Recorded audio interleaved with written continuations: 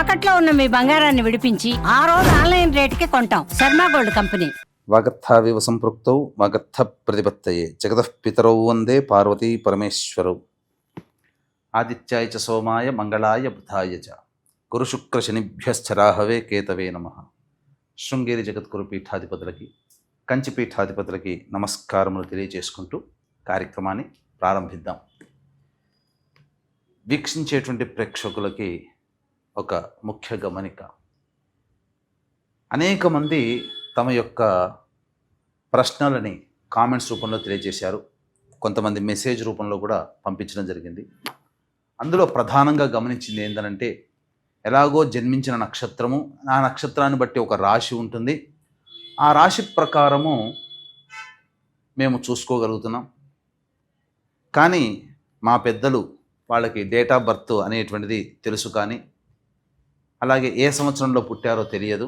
మరి అటువంటి వాళ్ళు కూడా చూసుకోవాలంటే ఎలా అనేటువంటి ఒక ప్రశ్నని తీసుకురావడం జరిగింది. కాబట్టి వీళ్ళందరినీ కూడా దృష్టిలో పెట్టుకొని ఇప్పుడు ఏ నక్షత్రము ఏ రాశి వాళ్ళైతే జన్మిస్తారో ఆ రాశి మరియు ఒక మంత్లో ఒక డేట్ నుంచి ఇంకొక డేట్ మధ్యలో పుట్టినటువంటి వాళ్ళు ఒక రాశికి చెందిన వాళ్ళుగా మనకు తెలియచేయడం జరుగుతుంది శాస్త్ర ప్రకారము. కాబట్టి ఈ యొక్క గణాంకాలని దృష్టిలో పెట్టుకొని మనం వినూత్నంగా రాశితో పాటుగా ఒక నెలలో పుట్టినటువంటి వాళ్ళకి, అనగా ఉదాహరణకి ఉజ్జాయింపుగా ఏ రాశికి చెందుతారో ఆ రాశి వాళ్ళని మనం క్రోడీకరించుకొని ఈ యొక్క నూతన విధానంగా మనం తెలియచేయడం జరుగుతుంది. ఒకవేళ రాశికి సంబంధం లేకపోయినా మీరు జన్మించిన జన్మ తేదీ మరియు జన్మ నెల ఏదైతే ఉంటుందో జన్మ మాసమును బట్టి మీరు ఒక రాశికి చెందుతారు. ఆ రాశిది ఆ ఫలితాలు కూడా మీకు కూడా ఉపయోగంగా ఉంటాయని చెప్పి తెలియచేయవచ్చు. అలాగే ప్రస్తుతం గమనించుకున్నట్లయితే ఈ యొక్క ద్వాదశ రాశుల వారికి సంబంధించినటువంటి శుభ అశుభ ఫలితాలు అనేటువంటివి మీకు క్లుప్తంగా తెలియచేయడానికి ప్రయత్నం చేస్తాను. ఇక వివరాల్లోకి వెళ్ళిపోదాం.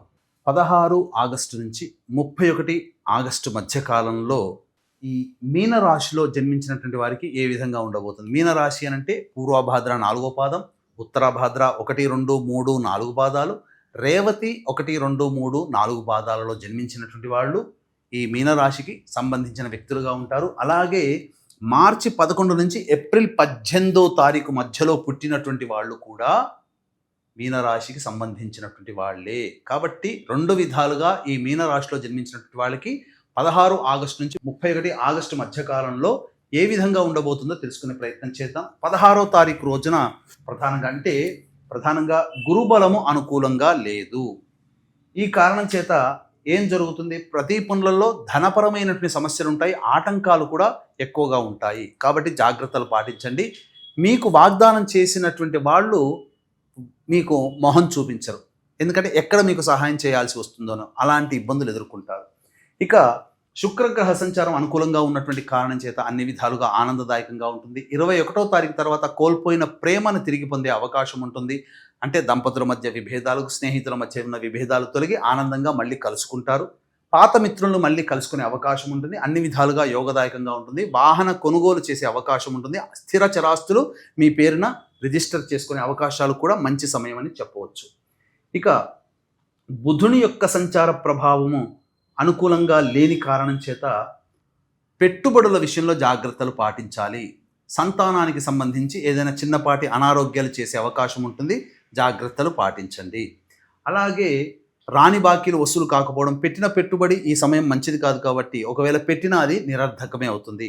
స్టాక్ మార్కెట్స్లో ఇప్పుడు మీరు ప్రయోగాలు చేయడానికి అనుకూలమైన సమయము కాదు. ఇక రవి సంచారము, కేతుగ్రహ సంచారము అనుకూలంగా ఉండడం, ఈ కారణం చేత నిరుద్యోగస్తులకి సంపూర్ణమైనటువంటి యోగ కాలంగా చెప్పవచ్చు. ప్రయత్నిస్తే ఖచ్చితంగా ఎన్నాళ్ళ నుంచో ఊరిస్తూ ఎదురు చూస్తున్నటువంటి ఉద్యోగము మీ సొంతమయ్యే అవకాశం ఉంటుంది. అలాగే ఉద్యోగం చేస్తున్నటువంటి వాళ్ళు మళ్ళీ వేరే సంస్థలోకి మారాలి అనుకుంటే ఈ సమయం చాలా అనుకూలంగా ఉంటుంది. వెళ్ళిన చోట మీకు కీర్తి ప్రతిష్టలు, సహాయ సహకారాలు చక్కగా ఉంటాయని చెప్పవచ్చు. ఇక కుజగ్రహ సంచారము కాస్త ఇబ్బంది పెట్టేటువంటి అవకాశం ఉంటుంది. ఎదుటి వాళ్ళతో వాగ్వివాదాలు చెలరేగే అవకాశం ఉంటుంది. చర్మ సంబంధమైనటువంటి వ్యాధులతో ఇబ్బంది పడతారు.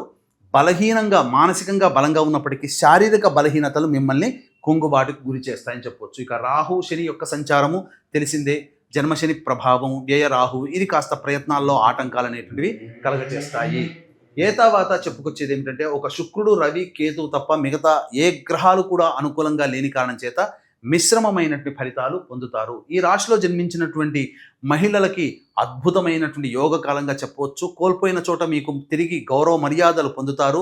చేసేటువంటి ధనపరమైనటువంటిది ఏదైనా ఉన్నాయనుకోండి, ఆ డీలింగ్స్ అనేటువంటివి కొంత సజావుగా సాగుతాయి. రాని బాకీలు వసూలు అవుతాయి. అన్ని విధాలుగా ఆనందదాయకంగా ఉంటుంది. మీ మాటకి విలువ పెరుగుతుంది, గౌరవ మర్యాదలు పెరుగుతాయి. విలువైన వస్తు ఆభరణాలు కొనుగోలు చేసే అవకాశం ఈ రాశిలో జన్మించినటువంటి మహిళలకి ఉండబోతుందని చెప్పవచ్చు. ఇక ప్రధానంగా వీక్షించేటువంటి ప్రేక్షకులు తమ జీవితంలో ఎన్నో సమస్యలు ఎదుర్కొంటూ ఉంటుంటారు. ఆ సమస్యలు తీరక సతమతమవుతూ ఎలా పరిష్కరించుకోవాలో తెలియక సతమతమవుతూ ఉంటుంటారు. ఎన్ని ప్రయత్నాలు చేసినా అన్ని ప్రయత్నాల్లో ఆటంకాలే, అన్ని నోటి దాకా వచ్చి వెనక్కి వెళ్ళిపోవడము. ధనపరమైన సమస్యలు అయితే ఈ సమస్య తీరితే మేము కాస్త కుదుట పడతాం అనుకునే సమయంలో ఆ వచ్చిన ధనము ఖర్చు అయిపోతుండడం, ధనవంతులు కావాలనే కోరిక కలగానే ఉండడం, దాంపత్య సమస్యలు పెరగడము, అలాగే సంతానం కలగకపోవడము, వివాహపరమైన సమస్యలు పెరుగుతూ ఉండడము, ఇలాంటి అనేక రకాల సమస్యలకి ఎన్ని పూజలు చేసినా ఆ పూజలు దేవతానుగ్రహం కలగకపోవడం, ఇలా అన్ని విధాలుగా సమస్యలే తప్ప ప్రశాంతత లేని జీవితాన్ని గడుపుతుండేటువంటి వాళ్ళకి మహత్తరమైనటువంటి అవకాశము ఈ శ్రావణ మాస అమావాస్య, చతుర్దశి మరియు అమావాస్య కలిసి ఆశ్లేష నక్షత్రంతో కూడుకున్నటువంటి రోజు ఈ నెల 22వ తారీఖు రోజున. ఆ రోజున మన పీఠం ఆధ్వర్యంలో పితృదోష నివారణ కార్యక్రమాలు జరపబడుతున్నాయి. ఇంతకుముందు చెప్పినటువంటి సమస్యలు అన్నిటికీ మూల కారణం మీ జాతకంలో ఉండేటువంటి గ్రహాలు కాదు, అది పితృదోషం అనేటువంటి విషయాన్ని గమనించుకోవాలి. పితృదోషం అంటే తండ్రి వైపు 6 తరాలు, తల్లి వైపు 3 తరాల్లో ఏవైనా దుర్మరణాలంటే road accident, fire accident, suicide attempt, నదిలో బావిలో పడి చనిపోవడం, ఇంట్లోంచి వెళ్ళిపోవడం, లివర్ ఫెయిల్యూర్, కిడ్నీ ఫెయిల్యూర్, క్యాన్సర్తో చనిపోవడం, 60 సంవత్సరాల లోపల ఏ విధంగానైనా చనిపోయినా, పెళ్లి కాకుండా చనిపోయినా, ఇవన్నీ పితృశాపాలు. కాబట్టి ఇవి ఉండగా మీరు ఏది శుభాన్ని మీరు పొందలేరు. కాబట్టి అటువంటి యోగాన్ని మీకు కలిగించాలనే ఉద్దేశంతో గత 12 సంవత్సరాలుగా అవకాశం చిక్కినప్పుడల్లా ఈ పితృదోష నివారణ కార్యక్రమాలు జరిపించడం జరుగుతుంది. ఈ శ్రావణ మాసం అమావాస్య అద్భుతమైనటువంటి రోజు. ఆ యొక్క అమావాస్య రోజున మన పీఠం ఆధ్వర్యంలో జరుగుతుంది. 21వ తారీఖు రోజున బయలుదేరుతాము. 22న కార్యక్రమం జరిపించుకొని మళ్ళీ 23వ తారీఖు రోజున చేరుకుంటాము. కాబట్టి 20వ తారీఖు లోపల మీ గోత్రనామాలు నమోదు చేసుకునే అవకాశం ఉంటుంది. కాబట్టి కార్యక్రమ తదనంతరం కాంటాక్ట్ చేసి పూర్తి వివరాలు తెలుసుకోవచ్చు. ఇక రోజువారీ కార్యక్రమాలలో భాగంగా 16వ తారీఖు రోజున కుటుంబముతో విభేదాలు, సమస్యలు పెరుగుతాయి, మానసికమైన ఆందోళన ఉంటుంది, ఖర్చులు అధికంగా ఉంటాయి. 17, 18 ఈ తేదీలలో మీకు అన్ని విధాలుగా సహాయ సహకారాలు అందుతాయి. తద్వారా అనుకున్నటువంటి పనులు సజావుగా పూర్తి చేసుకుంటారు. రాని బాకీలు వసూలవుతాయి. ఖర్చుకు మించిన ఆదాయం లభించడం ద్వారా ఆనందంగా జీవిస్తారని చెప్పవచ్చు. ఇక 19, 20, 21, 22 ఈ తేదీలలో వాహనాన్ని నడిపేటప్పుడు జాగ్రత్తలు పాటించాలి. మీ ఆరోగ్యం పట్ల శ్రద్ధ వహించాలి. అనారోగ్య సూచనలు కనిపిస్తున్నాయి. అలాగే గృహ మరమ్మతులు, వాహన మరమ్మతులకి ఖర్చులు అధికంగా ఉంటాయి. తల్లిగారి ఆరోగ్యం పట్ల కూడా శ్రద్ధ వహించాలి. 23, 24, 25, 26, 27 ఈ తేదీలలో మీ నిరుద్యోగస్తులకి ఉద్యోగం లభించే అవకాశం ఉంటుంది. అలాగే ఈ సంబంధించినటువంటి ధనపరమైనటువంటి సమస్యలు తీరుతాయి. అన్ని విధాలుగా ఆనందదాయకంగా ఉంటుంది. విందులు, వినోదాలు, కుటుంబ సభ్యులతో పాల్గొంటారు.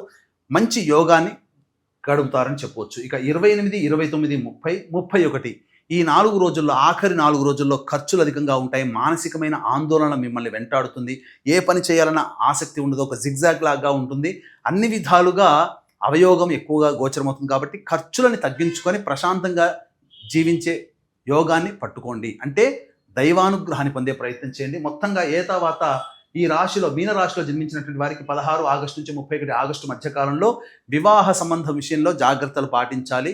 పెద్దవాళ్ళ సహాయ సహకారాలు తీసుకుంటే తప్ప వివాహ సంబంధాలు కుదరవు. విద్యార్థులకి ప్రధానంగా కోరుకున్నటువంటి చోట మీకు విద్యా సంస్థల్లో ప్రవేశం లభిస్తుంది. కాకపోతే పరీక్షలలో ఉత్తీర్ణత శాతం మాత్రం బాగా కష్టపడితే తప్ప ఫలితము పొందలేరు. సంతానం కోసం ఎదురు చూసేటువంటి వ్యక్తులకి మంచి అవకాశంగా చెప్పవచ్చు. మంచి సత్సంతానం కలుగుతుంది. అయితే జాతకరీత్యా వచ్చేటువంటి సమస్యల పరిష్కారం కోసం ప్రతిరోజు నవగ్రహాల చుట్టూ శివాయ నమః అంటూ 27 ప్రదక్షిణలు చేసి ఈశ్వరునికి అనగా శివాలయంలో అర్చన జరిపించుకోండి. తప్పకుండా మీకు ఏ రోజుకు ఆ రోజు వచ్చేటువంటి సమస్యలు తగ్గుముఖం పడతాయి. సర్వం శ్రీ ఉమామహేశ్వర పరబ్రహ్మార్పణమస్తు.